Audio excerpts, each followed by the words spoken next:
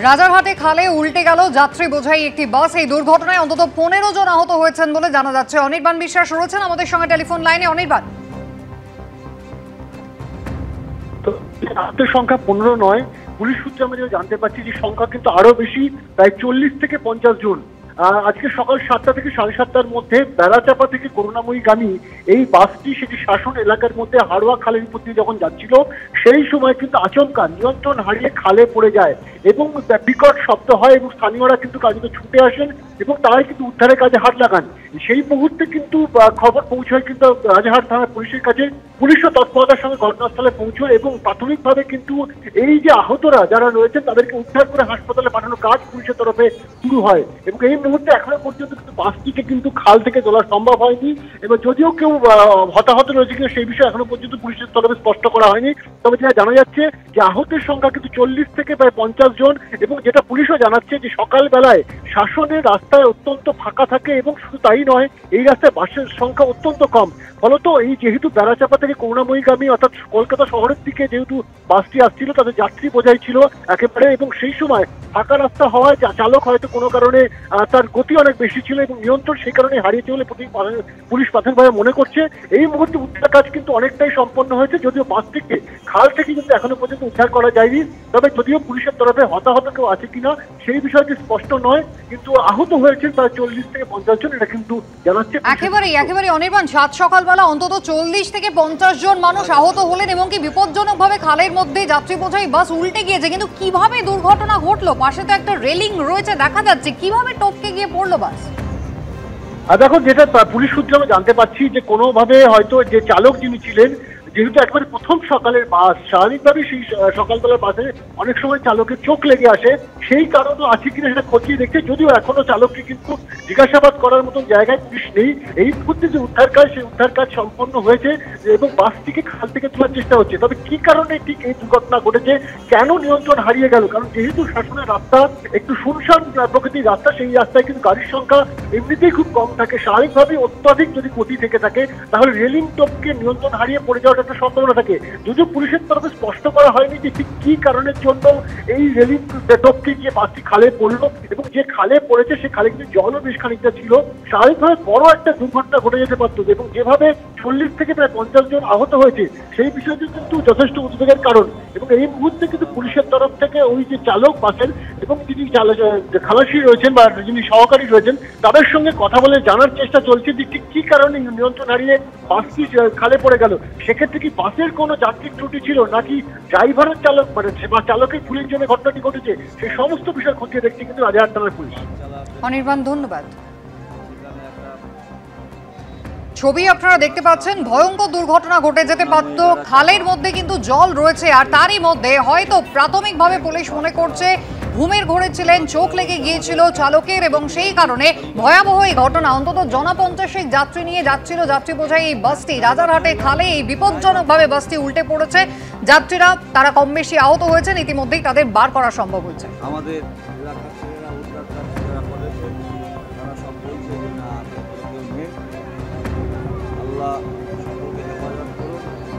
চোখ রাখবো অন্যান্য খবরে। বিধানসভা ভোটের কয়েক মাস আগে ফের একবার বিদ্রোহী মুর্শিদাবাদের ভরতপুরের তৃণমূল বিধায়ক হুমায়ুন কবির হুঙ্কার ছাড়লেন জেলা তৃণমূল নেতৃত্বের একাংশের বিরুদ্ধে। তার বিস্ফোরক মন্তব্য ঘিরে তোলপাড় পড়ে গিয়েছে রাজনৈতিক মহলে।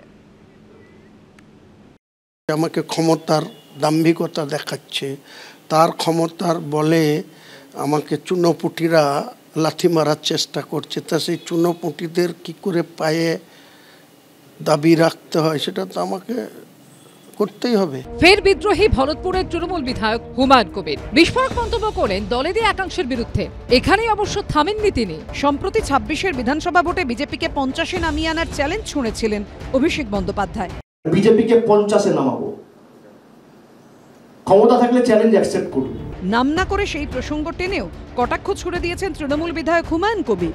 যে দাম্ভিকতার সঙ্গে এখনো তৃণমূলের অনেক কর্ণধাররা বলছেন যে বিজেপিকে 50-এর নিচে নামিয়ে আনবো, কেউ বলছেন 30 বছর এখনো মুখ্যমন্ত্রী থাকবে, হ্যাঁ 36 সাল পর্যন্ত। যাই হোক, আমি নিজে মনে করি একজন মানুষ হিসাবে, যে কোনো ধর্মের মানুষ, সৃষ্টিকর্তা তার অসীম ক্ষমতা। এর আগেও বারবার দলের বিরুদ্ধে বিদ্রোহ ঘোষণা করে বিতর্কে জড়িয়েছেন তৃণমূল বিধায়ক হুমায়ুন কবির।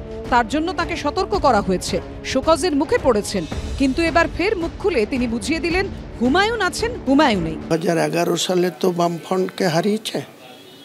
সেই বামফ্রন্টকে হারানোর টাইমে এই মুর্শিদাবাদ মালদাতে গোটা রাজ্যের 65টা সিটে জাতীয় কংগ্রেসকে লড়তে সুযোগ দিয়েছিল। তৃণমূল বিধায়ক হুমায়ুন কবিরের বিস্ফোরক মন্তব্য ঘিরে তোলপাড় পড়ে গেছে রাজনৈতিক মহলে।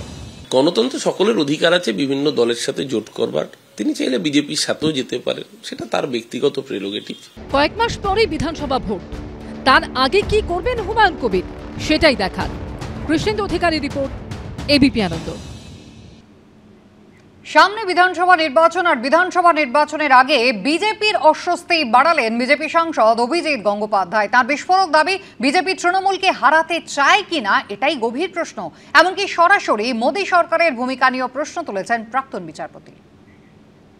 আপনি কি এটা বলতে চাইছেন যে এখন এই যে বিজেপি রয়েছে, এখনকার সময়ের বিজেপি, সেই বিজেপির পক্ষে তৃণমূলকে সরানো সম্ভব নয়, বা এই বিজেপি তৃণমূলকে আদৌ সরাতে চায় না? না না, বিজেপি সরাতে চায় কি চায় না এটা অনেক গভীর প্রশ্ন।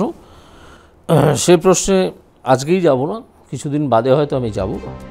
বিজেপি তৃণমূলকে হারাতে চায় কিনা এটাই গভীর প্রশ্ন, সিপিএম বা কংগ্রেস নয়। এবার এই প্রশ্ন তুললেন বিজেপির সাংসদ অভিজিৎ গঙ্গোপাধ্যায়। কার্যত নিজের দলের সরকারের দিকেই আঙুল তুলেছেন তিনি। কেন্দ্রীয় সরকারের অ্যাকশন দেখে আমার মনে হয়েছে যে কেন্দ্রীয় সরকার পশ্চিমবঙ্গের এই যে পরিস্থিতি তাকে বদল করতে চায় না। কেন্দ্রীয় সরকার যদি সেই পরিস্থিতি বদল করতে না চায় তাহলে সে বদল হবে না।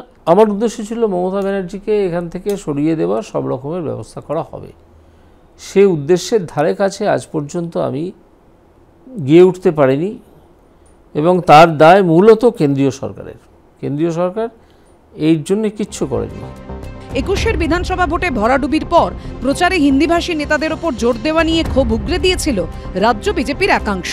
এবার 26-এর বিধানসভা ভোটের কয়েক মাস আগে হিন্দি বলয়ের নেতাদের নিয়ে বিস্ফোরক মন্তব্য করলেন বিজেপি সাংসদ অভিজিৎ গঙ্গোপাধ্যায়।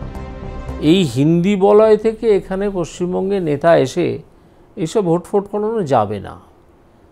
তার কারণ পশ্চিমবঙ্গের মানুষের মন মেজাজ, তাদের অভিমান, এইসব দিল্লিওয়ালা নেতারা বোঝেন না। পশ্চিমবঙ্গের মানুষ, তাদের চিন্তাভাবনা, এটা বাকি ভারতের, উত্তর ভারতের সঙ্গে অন্তত মিলবে না। তো সেখান থেকে নেতা পাঠিয়ে পশ্চিমবঙ্গে ভোট করিয়ে জিতিয়ে বেরিয়ে যাব, এটা একটা অবাস্তব চিন্তাভাবনা। এসব করে কিছু হবে না। কলকাতা হাইকোর্টের বিচারপতি থাকাকালীন শিক্ষা দুর্নীতির বিভিন্ন মামলায় অভিজিৎ গঙ্গোপাধ্যায়ের একাধিক রায় গোটা রাজ্যে সাড়া ফেলে দিয়েছিল। একাধিক মামলায় সিবিআই তদন্তের নির্দেশও দিয়েছিলেন তিনি। এবার বিজেপির সাংসদ হিসেবে সেই অভিজিৎ গঙ্গোপাধ্যায় কেন্দ্রীয় এজেন্সির ভূমিকা নিয়ে সন্দেহ প্রকাশ করে চাঞ্চল্যকর প্রশ্ন তুলেছেন। গুচ্ছ গুচ্ছ অভিযোগ তাদের বড় বড় নেতার বিরুদ্ধে, একটাও তদন্ত হচ্ছে? একজনকেও কাস্টোডিয়াল ইন্টারোগেশন করা হচ্ছে? কিছু করা হচ্ছে না। সিবিআই এবং ইডি আজ তো আমার মনে হয় এতদিন লক্ষ্য করে করে যে সিবিআই এবং ইডির বেশ কিছু বড় কর্তা এবং মেজকর্তা তারা বিজেপি বিরোধী রাজনৈতিক দলের মদতপুষ্ট হয়ে, এটার জন্য কি তারা কোনোভাবে কংগ্রেস বা অন্য কোনো রাজনৈতিক দল দ্বারা প্রভাবিত যে না না এগুলো করো না, এগুলো আর করার দরকার নেই? কেন করছেন না? ভোটার তালিকার বিশেষ সংশোধন বা এসআইআর ইস্যুতে তৃণমূল এবং নির্বাচন কমিশনের সংঘাত এখন সপ্তমে। এই আবহে বিজেপি যখন প্রত্যাশিতভাবেই নির্বাচন কমিশনের পাশে দাঁড়াচ্ছে, তখন অত্যন্ত তাৎপর্যপূর্ণভাবে নির্বাচন কমিশনের দিকেও আঙুল তুলেছেন বিজেপিরই সাংসদ অভিজিৎ গঙ্গোপাধ্যায়। নির্বাচন কমিশন তারা বলেছেন যে বিহারে এসআইআর এর কাজ সুষ্ঠুভাবে সম্পন্ন হয়েছে, কোথাও কোনো অভিযোগ জমা পড়েনি। আপনার কি মনে হয় যে পশ্চিমবঙ্গ যখন এখানকার এসআইআর এর প্রক্রিয়া সম্পন্ন হবে, চূড়ান্ত ভোটার তালিকা প্রকাশিত হবে, তারপরেও নির্বাচন কমিশন পশ্চিমবঙ্গের ক্ষেত্রেও এই মতামত ব্যক্ত করতে পারবে? একেবারেই মনে হয় না। নির্বাচন কমিশনের সদিচ্ছা নিয়ে কোনো সন্দেহ না থাকলেও নির্বাচন কমিশনের কাজকর্ম নিয়ে আমার কিছু সন্দেহ তৈরি হয়েছে। সেটা স্পষ্ট ভাষাতেই বলতে হয় যে নির্বাচন কমিশনের আগে নির্বাচন ভোটার লিস্টে গণ্ডগোল করার জন্যে 4 জন বা 5 জন অফিসারের বিরুদ্ধে 2 জন বা 3 জন অফিসারের বিরুদ্ধে 4 জন বা 5 জন অফিসারের বিরুদ্ধে 2 জন বা 3 জন অফিসারের বিরুদ্ধে 2 জন বা 3 জন অফিসারের বিরুদ্ধে এফআইআর করার নির্দেশ দিয়েছিল এবং তাদেরকে সাসপেন্ড করার কথা বলা হয়েছিল। এফআইআর করা হয়নি এবং এই করা হয়নি বলে, করার কাজটা ছিল রাজ্য সরকারের, করা হয়নি বলে সে সম্পর্কে ইলেকশন কমিশন আজ পর্যন্ত পশ্চিমবঙ্গ সরকারের বিরুদ্ধে বহু হুঙ্কার ছাড়া সত্ত্বেও কিচ্ছু করেনি। কেন করেনি? অভিজিৎ গঙ্গোপাধ্যায়ের মন্তব্য রাজ্য রাজনীতিতে নতুন বিতর্ক উস্কে দিয়েছে। একটা সময় উনি আদালতে দাঁড়িয়ে বলেছিলেন তো যে আমি যার পায়ের তলায় বসে আইন শিখেছি, বিকাশবাবুর দিকে ইঙ্গিত করে বলেছিলেন। তা আমার মনে হয় যে বিকাশবাবুর প্রভাব ওনার মধ্যে আবার বৃদ্ধি পাচ্ছে কিনা সেই বিষয়ে মুরলীধরলেন একটা তদন্ত কমিশন করে বসাক, গঠন করে বসাক। কারণ অভিজিৎ গঙ্গোপাধ্যায়ের এই মন্তব্য তো সুদূর প্রসারী, এর অর্থ অত্যন্ত গভীর। এই মুহূর্তে আমাদের মূল লক্ষ্যটা হচ্ছে তৃণমূল কংগ্রেসকে এই রাজ্য থেকে সরানো। ফলে সেই সরানোর লক্ষ্যে কোনো ধরনের দুর্বলতা, কোনো ধরনের আত্মসন্তুষ্টি, কোনো ধরনের আমি বলবো বিভ্রান্তি তৈরি হওয়া এটা কাঙ্ক্ষিত নয়। বিধানসভা ভোটের আগে বিজেপি সাংসদ অভিজিৎ গঙ্গোপাধ্যায়ের মন্তব্য কি তার দলের অস্বস্তি বাড়াবে, সেটাই দেখার। সৌভিক মজুমদারের রিপোর্ট, এবিপি আনন্দ।